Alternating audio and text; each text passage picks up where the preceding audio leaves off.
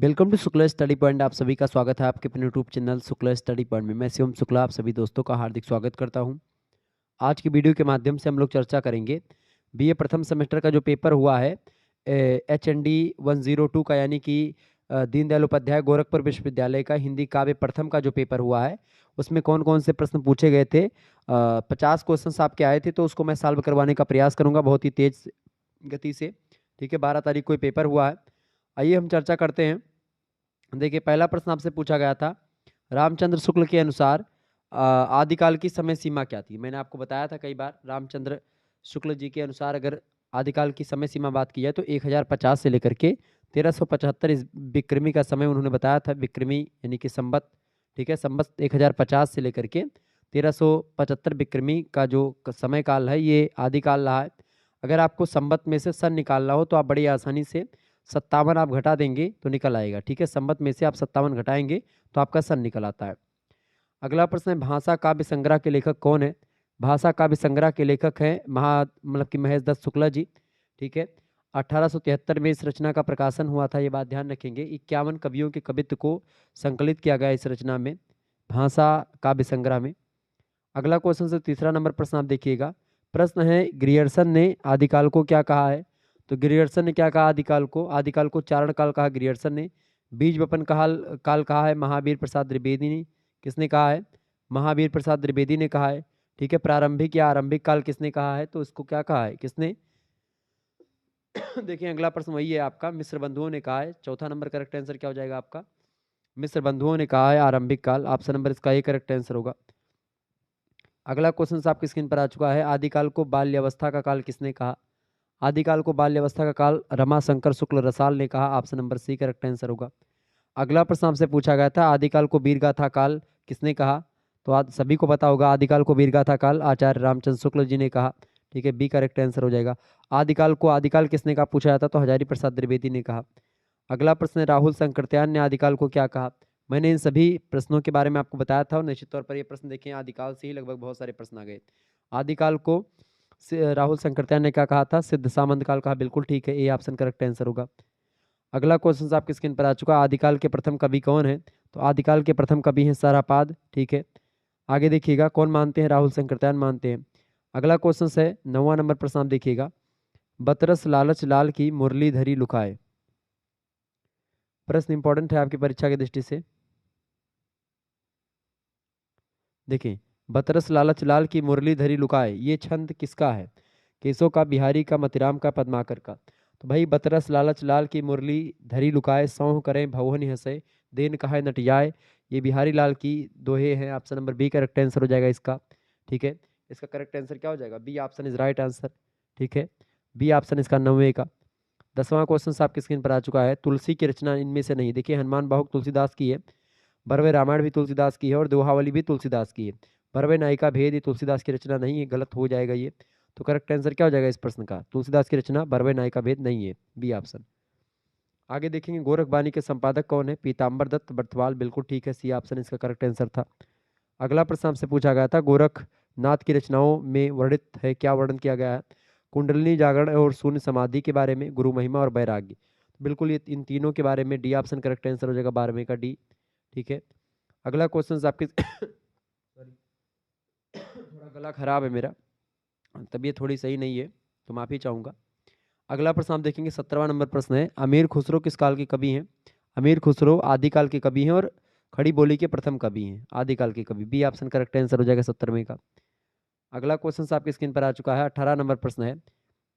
प्रश्न है, गोरी सोवे सेज पर मुख पर डारे केस, बताएं। अच्छा, यहाँ पर देखेंगे कुछ आप, यहाँ पर देखें 13वें के 12वें के बाद डायरेक्ट आपका 17वां आ गया, अभी 13वां 14वां वाला पेज आ जाएगा, थोड़ा सा आगे पीछे हो गया है। गोरी सोवे सेज पर मुख पर डारे केस, चल खुसरो घर आपने रैण भई चौदेस। ये मैंने आपको पढ़ाया होगा दोहा, अमीर खुसरो का दोहा है, अपने गुरु निजामुद्दीन औलिया के संदर्भ में कहा था। तो गोरी सोवे सेज पर, गोरी का अर्थ इसमें जानते हैं क्या है? आत्मा से है। ठीक है, क्लियर, ऑप्शन नंबर इसका ही करेक्ट आंसर होगा। अगला प्रश्न आपकी स्क्रीन पर आ चुका, खुसरो रैन सुहाग की जागी पी की संग की उचित व्याख्या क्या है। देखिए, सुहाग की रात बीत चुकी है, आत्मा परमात्मा के संग जगी है, तो जागी पी के संग, बिल्कुल ठीक है, ऑप्शन नंबर इसका सी करेक्ट आंसर हो जाएगा, ए और बी दोनों। अगला क्वेश्चन है अमीर खुसरो का वास्तविक नाम क्या है? अबुल हसन उनका वास्तविक नाम है। निजामुद्दीन औलिया उनके गुरु हैं। क्लियर।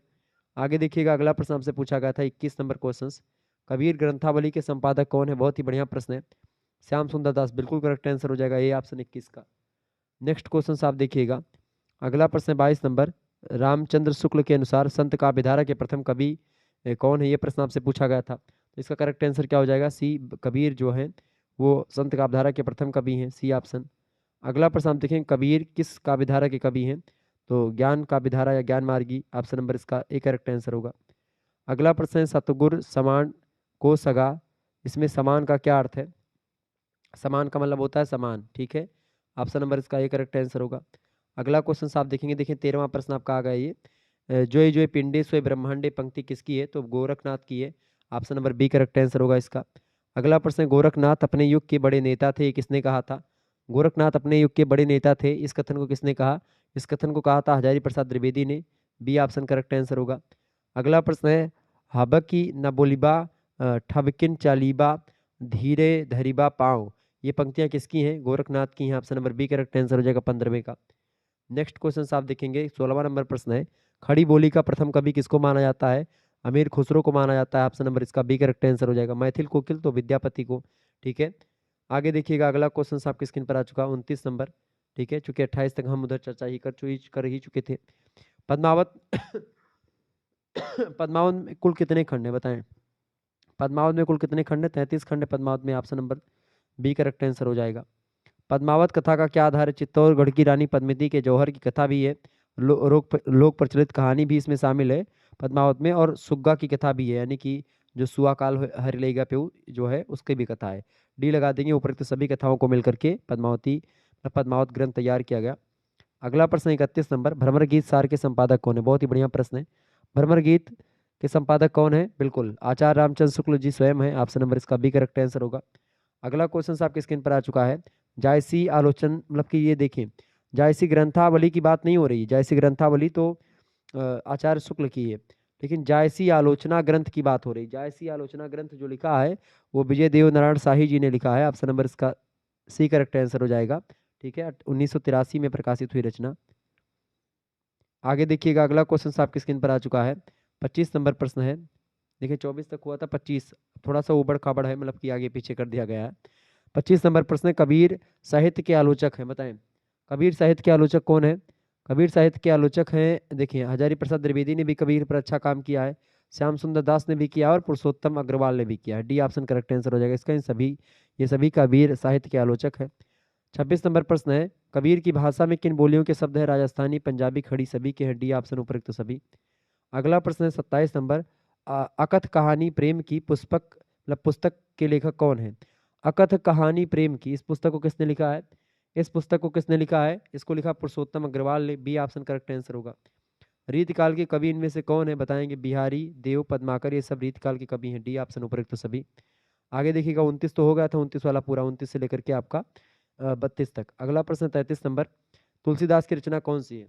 तुलसीदास की, देखिए रामचरितमानस तुलसीदास की रचना है, ठीक है, संदेश रासक अब्दुल रहमान की है, सुजान सागर आप जानते हैं किसकी है, घनानंद की, ठीक है।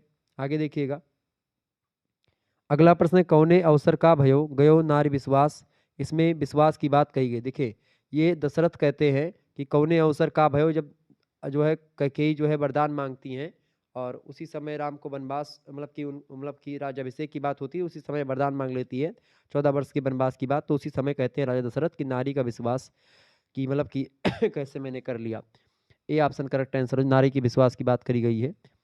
अगला प्रश्न है 35 नंबर, भूप मनोरथ सुभग बनु सुख सुभिहंग समाज में सुभंग का क्या अर्थ है? सुभंग मतलब होता है सुंदर, ऑप्शन नंबर इसका बी करेक्ट आंसर हो जाएगा 35 का, ठीक है, 35 का बी ऑप्शन। अगला क्वेश्चन से, तुलसीदास के बचपन का क्या नाम था? तुलसीदास जी के बचपन का नाम था राम बोला, ऑप्शन नंबर इसका सी करेक्ट आंसर होगा। अगला क्वेश्चन से, मेरी भवबाधा हरो राधा नागरी सोई, जा तन की झाई परे श्याम हरि दुती होई, इसमें भवबाधा का क्या मतलब क्या है? सांसारिक दुख जो है भवबाधा है, option number B correct answer होगा। अगला प्रश्न 38 नंबर, सूरदास प्रभु गुण ही छाड़ के को निर्गुण निर्भय में भावार्थ इसका क्या है? बताइए इसका भाव अर्थ क्या है? इसका भाव अर्थ ये है कि गुण को छोड़ करके निर्गुण का निर्वाह कौन करेगा, बी ऑप्शन करेक्ट आंसर हो जाएगा। ठीक है। अगला प्रश्न आपके स्क्रीन पर आ चुका है, जोग ठगोरी ब्रज न बिकई हैं में ठगोरी का क्या अर्थ है? जोग ठगोरी ब्रज न बिकई हैं, गोपियाँ कहती हैं उद्धव से। तो ये ठगाई का सौदा यहाँ पर ब्रज में नहीं बिकेगा, ये उद्धव को गोपियाँ समझाती हैं। ये लेकर के आप ईसपुर मथुरा और काशी जाओ, ज्ञान की जो यहाँ पर जोग और ज्ञान की बात आप कर रहे हैं, ये यहाँ पर कोई नहीं लेने वाला। अगला क्वेश्चन आपकी स्क्रीन पर आ चुका है, नहीं पराग नहीं मधुर मधु नहीं विकास इह काल, उपरोक्त पंक्तियों में क्या दर्शाया गया है? बताइएगा फटाफट से। नहीं पराग नहीं मधुर मधु नहीं विकास इह काल, अली कली ही सौ बंध्यो आगे कौन हवाल। तो राजा को भंवरे के समान अली, अली कली ही सौ बंध्यो आगे कौन हवाल। अली राजा मतलब राजा को भंवरे के समान अली, अली माने भंवरा, और कली, कली माने होता है रानी, यानी मतलब कि कली माने कली पुष्प की, रानी को कली के भांति बताया गया और राजा को भंवरे की भांति। ठीक है, तो इसका करेक्ट आंसर क्या हो जाएगा? ए और C correct answer, D option. आगे देखिएगा, अगला क्वेश्चन आपकी स्क्रीन पर आ चुका है, धर्म धुरंधर धीर धर नयन उघारे, कौन सा अलंकार है? अगर पूछता तो क्या बताते? अनुप्रास अलंकार। धर्म धुरंधर धीर धर नयन उघारे राव, राय का मतलब क्या है यहाँ पर? राय का मतलब है राजा से, यानी दशरथ के लिए राय शब्द का प्रयोग किया गया है। बी ऑप्शन करेक्ट आंसर होगा। 42 नंबर क्वेश्चन आप देखिएगा, सत सैया के दो हरे जो नावक के तीर, देखन में छोटे लगे वो घाव करे गंभीर, का पंक्तियों में नावक का क्या मतलब है? नावक एक प्रकार की तीर जाने की एक नली या मतलब कि एक सीधी नली टाइप की होती है। हालांकि यहाँ पर नावक का अर्थ दिया गया है तो नावक के तीर। ठीक है, तो नावक का तीर मतलब यहाँ पर नावक, अभी इस प्रश्न को थोड़ा सा छोड़ देंगे क्योंकि नावक का अर्थ यहाँ पर थोड़ा सा क्लियर नहीं है। हालांकि नावक का अर्थ इसमें ऑप्शन में नहीं दिया है। ठीक है, नाविक कहीं कहीं पर नावक का मतलब मिलता है, कहीं कहीं पर जो है तीर बनाने वाला तो नहीं मिलता है, लेकिन अगर देखें तो पड़ता है। बाकी तीर जैसा जो होता है आगे का जो तीर का भाग, वही नावक भी कहा जाता है। तो यहाँ पर इसका करेक्ट आंसर नाविक हो सकता है। ठीक है, तो अब देखेंगे क्या होता है, यूनिवर्सिटी क्या इसमें मानती है। आगे देखेंगे 43 नंबर, तो इसको छोड़ दीजिए, 42 वाला। अगला प्रश्न है, बिहारी सतसई को रसिकों के हृदय का घर किसने कहा है? मतलब उपरोक्त कथन क्या है? बिहारी सतसई को रसिकों का हृदय घर किसने कहा है? किसने कहा भैया? इसको कहा है हजारी प्रसाद द्विवेदी जी ने। सी ऑप्शन करेक्ट आंसर होगा। आगे देखिएगा 44 नंबर, बहुज्ञता विशेषण का प्रयोग किया है, बहुज्ञता विशेषण का प्रयोग किया जाता है किसके लिए? बिहारी के लिए। Option number B correct answer होगा इसका 44 का। अगला क्वेश्चन आप देखेंगे 45 नंबर प्रश्न है, रीतिकालीन कवियों की प्रेम व्यंजना किस पुस्तक में है? बताएं। 45 का करेक्ट आंसर क्या हो जाएगा? बिल्कुल बच्चन सिंह। रीतिकालीन कवियों की प्रेम व्यंजना पुस्तक के लेखक कौन है? तो ये है बच्चन सिंह। ऑप्शन नंबर 45 का करेक्ट आंसर क्या हो जाएगा? सी ऑप्शन, बच्चन सिंह ने इस पुस्तक को लिखा है। अगला क्वेश्चन है 46 नंबर, लोग हैं लाग कबित बनावत मोहि तो मोरे कबित बनावत, ये पंक्तियां घनानंद की हैं। Option number C correct answer हो जाएगा। आगे देखिएगा 47 नंबर प्रश्न, रीति कवि मतलब रीति मुक्त कवियों के बारे में निम्नलिखित में से कौन कथन असत्य है? बताइएगा। रीति मुक्त कवियों के बारे में निम्नलिखित में से कौन सा कथन असत्य है? दरबारी कवि थे रीति मुक्त कवि? नहीं, दरबारी कवि नहीं हुआ करते थे। उनका काव्य लोक रुचि पर आधारित था, बिल्कुल ठीक है। वियोग श्रृंगार की प्राथमिकता, हाँ ये भी ठीक है। दार्शनिक विचारधारा से मुक्ति, बिल्कुल ये तीनों ठीक है।